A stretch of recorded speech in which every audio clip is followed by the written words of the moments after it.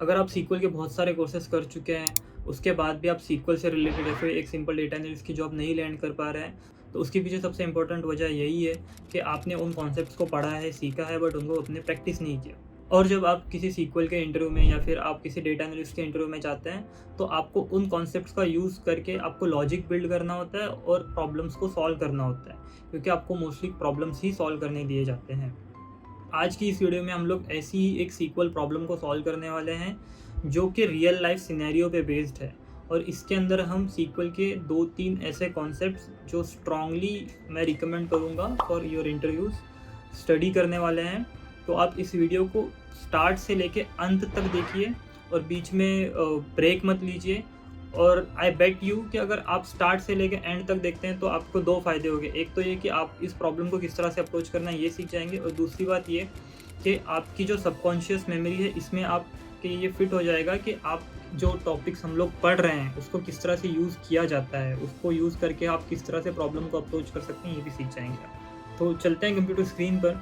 तो यहाँ पर प्रॉब्लम स्टेटमेंट कुछ ऐसी है कि आप देख सकते हैं कि we have given a input table और हमसे एक आउटपुट टेबल एक्सपेक्ट किया जा रहा है। तो और प्रॉब्लम स्टेटमेंट या फिर क्वेश्चन हमें दिया गया है कि write a query to find percentage distribution of EMI due accounts for different loan types. तो यहाँ पर देख सकते हैं कि यहाँ पे 2 टाइप के लोन्स हैं, एक है कार लोन और दूसरा है होम लोन।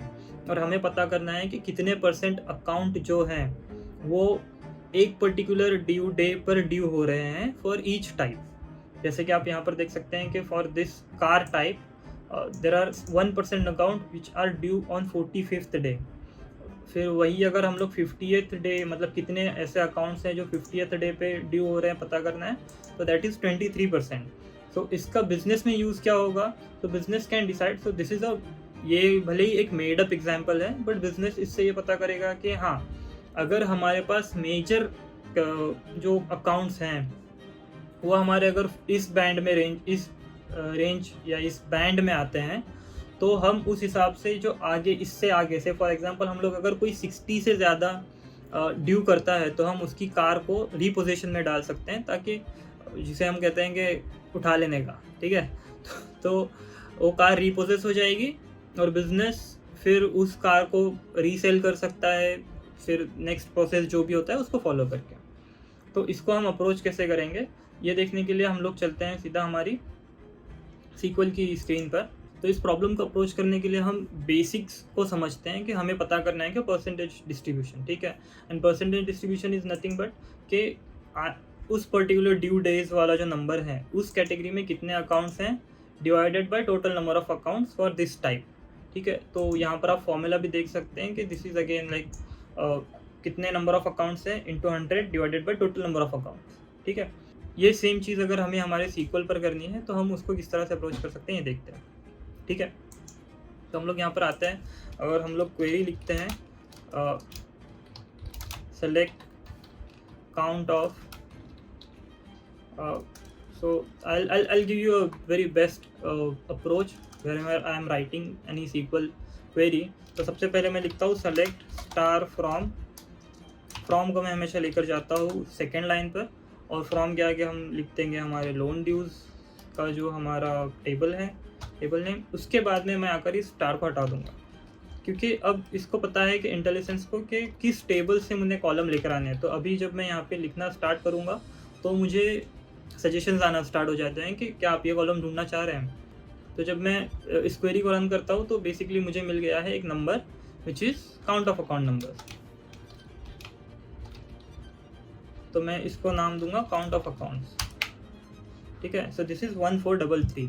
तो यहाँ पर आप देख सकते हैं कि हमें हमारी इस क्वेरी ने हमें एक एग्रीगेटेड नंबर दिया है जो कि है काउंट ऑफ अकाउंट नंबर्स।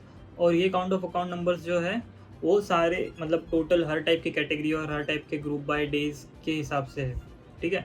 तो अगर मैं चाहता हूँ कि मैं इस काउंट ऑफ अकाउंट नंबर को डिफरेंट टाइप्स ऑफ जो हमारे लोन्स हैं उसमें डिवाइड करूँ, तो उसकी ग्रुपिंग हम कैसे करेंगे, तो उसके लिए हमको लिखना होगा ग्रुप बाय फंक्शन, ठीक है। तो ग्रुप बाय करेंगे हम लोग टाइप्स, ठीक है। उसी तरह से हम लोग सेलेक्ट क्वेरी में भी टाइप्स को ही दे देंगे, ठीक है। और जब हम लोग इस क्वेरी को रन करते हैं तो आप यहाँ पर देख सकते हैं, सॉरी इट्स टाइप। तो यहाँ पर देख सकते हैं कि there are 728 records which are of home category and there are 705 records जो कि कार से रिलेटेड है, ठीक है, जिन्होंने कार का लोन लिया है।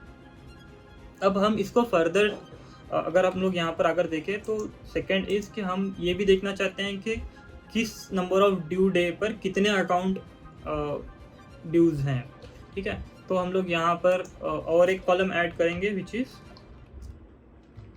ड्यू डेट्स, ठीक है। वो सेम कॉलम हम लोग फिर से ग्रुप बाय में भी ऐड कर देंगे, ठीक है। अब जब हम रन करेंगे तो हमें मिल गया कि से होम के अंदर 50 ड्यू डेज करने वाले कितने अकाउंट्स हैं, सो दिस इज़ 116, ठीक है। तो अगर आपको ये कंफ्यूजिंग है तो हम लोग यहाँ पर सिंपली क्या करते हैं कि हम लोग लगा देंगे ऑर्डर बाय ड्यू डेज, ठीक है। और हम लोग यहाँ पर होम को फ़िलहाल नहीं लेते हैं और हम लोग यहाँ पर वेयर क्लॉज लगा देंगे, टाइप में कर देंगे हम कार, ठीक है। तो अभी आप देख सकते हैं कि कार के अंदर हमें 45 डेज पर 6 अकाउंट्स ड्यूज हैं, उसके बाद में 46 पर 3 अकाउंट ड्यूज है, 47 पर एंड सो ऑन, ठीक है। नेक्स्ट इज कि ये नंबर तो मिल गया, but at the same time हमें जो टोटल नंबर ऑफ अकाउंट्स जो हमें पहले आया था उससे इसको डिवाइड भी करना है, राइट। तो वो किस तरह करें? देर आर 2 वेज हम लोग इस प्रॉब्लम को अप्रोच कर सकते हैं। One is using window function and other is CT। तो इस वीडियो में हम लोग CT का यूज़ करके करेंगे। तो हम लोग सेम क्वेरी को लेते हैं, ठीक है। और इस बार हम लोग यहाँ पर और एक क्वेरी बनाएंगे जिसके अंदर हम लोग ड्यू डेज को हटा देंगे, ठीक है। और यहाँ से भी हम लोग ड्यू डेज को हटा देंगे ऑर्डर ग्रुप बाय से। तो जब हम लोग इस क्वेरी को लेंगे तो ये क्वेरी हमें देगी कि कार टाइप के जो अकाउंट्स हैं उसमें उसका टोटल काउंट कितना है, ठीक है। अब हमें बेसिकली क्या करना होगा, परसेंटेज पता करने के लिए हमें इस काउंट को 100 से मल्टीप्लाई करके इस काउंट से डिवाइड करना होगा। तो अब इसको हम लोग क्या करते हैं कि हम इन दोनों सेलेक्ट क्वेरीज को 2 CTs में सेव कर लेंगे एंड देन हम लोग फाइनली इनको ज्वाइन करके परसेंटेज क्रिएट करेंगे। Let's see how we will do this, ठीक है। So let me call this first. This is like total accounts. I'll call this CTL accounts. Okay. Next is I'll create a CTE here. तो CTE का structure कुछ ऐसे होगा, से मैं इसको नाम देता हूँ with CTE1। उसके बाद में as bracket open, here are bracket closes. So this will be our first CTE।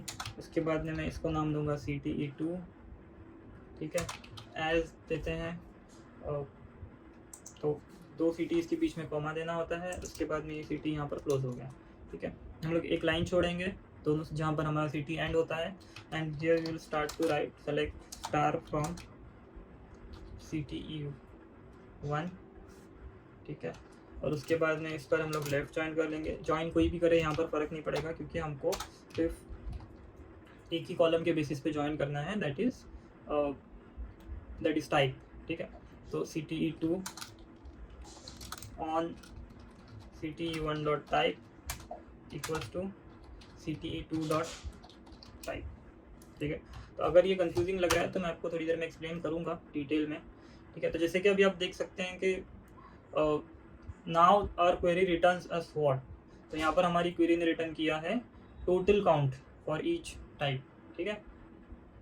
तो नेक्स्ट स्टेप हमारी क्या होगी, हमें ऑब्वियस सी चीज़ है, हमें काउंट ऑफ अकाउंट्स हैं उसको टोटल अकाउंट से डिवाइड करना है और एट द सेम टाइम उसको 100 से मल्टीप्लाई भी करना है, ठीक है। तो हम लोग यहाँ पर लिखेंगे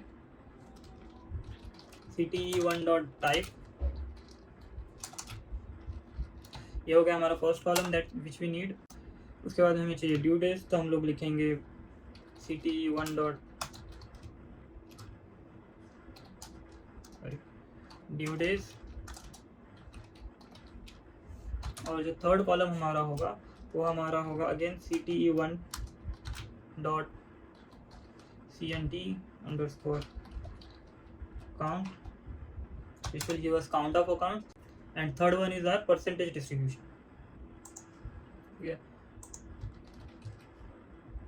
तो परसेंटेज डिस्ट्रीब्यूशन का फॉर्मूला किस तरह से होगा ये हम लोग देख लेते हैं, ठीक है। तो परसेंटेज डिस्ट्रीब्यूशन का फॉर्मूला हम लोग नेक्स्ट रो पर लिखते हैं ताकि कंफ्यूजन ना हो, ठीक है। तो it will be CTE1 dot count of accounts, ठीक है, यहाँ पर लेंगे हम लोग CT1.count ऑफ अकाउंट्स इंटू 100, ठीक है। इसको हम लोग एक ब्रैकेट में डाल देते हैं ताकि हमको रिजल्ट वैल्यू मिल जाए। उसके बाद में हम इसको डिवाइड करेंगे टोटल अकाउंट्स, ठीक है। So this will be again CT2.total accounts as percentage distribution. So now this query will give us all the accounts, ठीक है। कार टाइप के अंदर कितने ड्यू डेट्स हुए हैं, हर ड्यू डे की कैटेगरी में कितने अकाउंट्स ड्यूड हैं और उनका परसेंटेज डिस्ट्रीब्यूशन क्या है, ठीक है। सो अगर अभी हम लोग अगर हम यहाँ से इस वेयर क्लॉज को रिमूव कर देते हैं simply,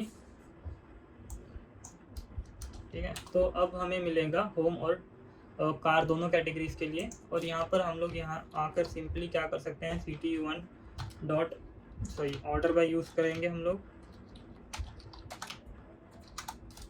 order by CT1 dot type कर देंगे एंड CT1 डॉट